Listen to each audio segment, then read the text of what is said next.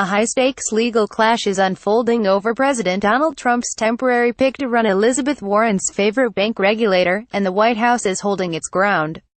Trump on Friday said he's naming White House Budget Director Mick Mulvaney to be the temporary head of the Consumer Financial Protection Bureau. The announcement came hours after outgoing CFPB Director Richard Cordray said he was tapping a deputy to run the agency on an acting basis, a move widely seen as an attempt to prevent the White House from naming a successor. The CFPB has been a total disaster as run by the previous administration's pick, the president said on Twitter late on Saturday. Financial institutions have been devastated and unable to properly serve the public. We will bring it back to life with two officials having been appointed to the same post. It's unclear who'll be in charge of the consumer regulators' more than 1,000 employees when they come to work on Monday. It's possible the dispute will play out in the courts for months until a permanent successor is named and confirmed by the Senate.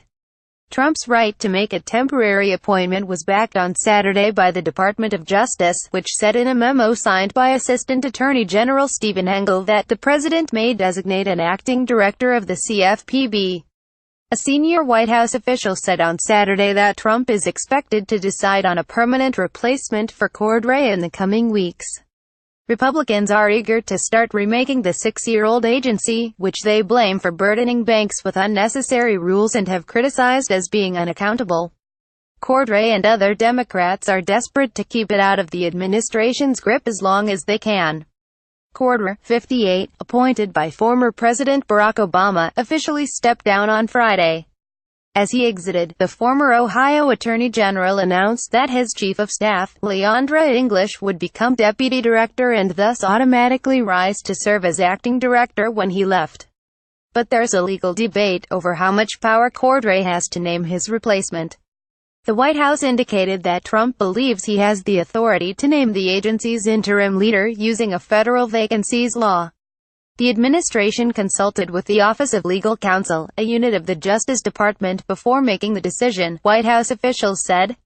The president looks forward to seeing Director Mulvaney take a common-sense approach to leading the CFPB's dedicated staff, an approach that will empower consumers to make their own financial decisions and facilitate investment in our communities, the White House said in a statement.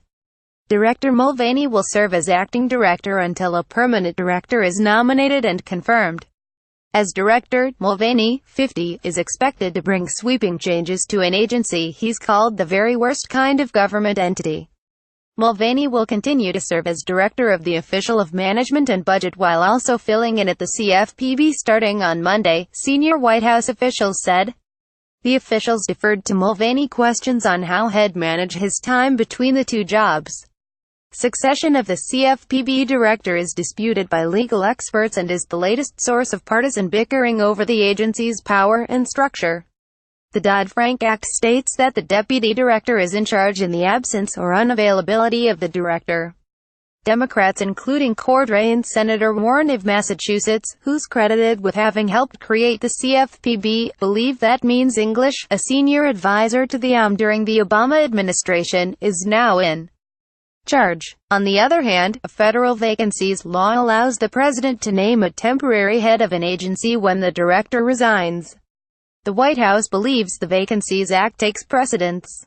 Cordray announced on November 15 that he planned to resign, amid speculation that he'll run for governor of Ohio as a Democrat.